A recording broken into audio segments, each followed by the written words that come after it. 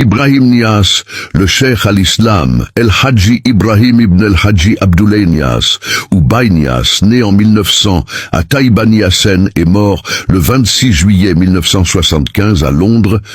est un savant, maître soufi sénégalais, ainsi qu'un khalife de la confrérie Tijaniya. Dans cette vidéo, entrez dans la biographie du cheikh Ibrahim Niasse, la position stratégique de Kaolack, centre du Sénégal, et les relations suivies de son père, Abdoulaye Niasse, avec les lettrés du Sénégal, de la Mauritanie et l'Afrique du Nord, font de sa maison paternelle un endroit privilégié où le jeune Ibrahim étudie non seulement les sciences religieuses, exégèse, jurisprudence, théologie, grammaire arabe, rhétorique, métrique, biographie du prophète, etc.,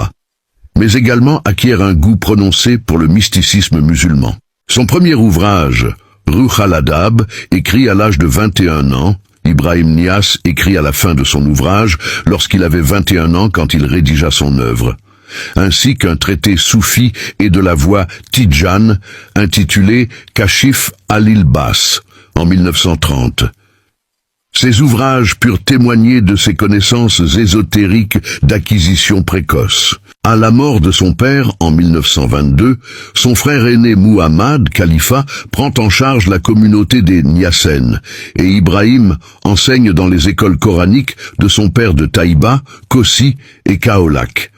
Son érudition et sa piété lui attirent très vite de nombreux adeptes. Dès 1930, il se proclame héritier spirituel de Ahmed Tidjani et obtient l'allégeance massive des disciples de son père ainsi que celle de nombreux cheikhs maures qui l'initient à la tarbiya, initiation mystique, dont le but est de parvenir à la ma'arifa, nose, initiation qui marque la spécificité de sa branche de la Tijaniya. Toutefois, son audience reste limitée jusqu'en 1937, année où il effectue son premier pèlerinage à la Mecque et y rencontre l'émir de Kano, nord du Nigeria, Abdoulaye Bayero, qui renouvelle son affiliation à la Tijaniya auprès de lui et l'invite à Kano.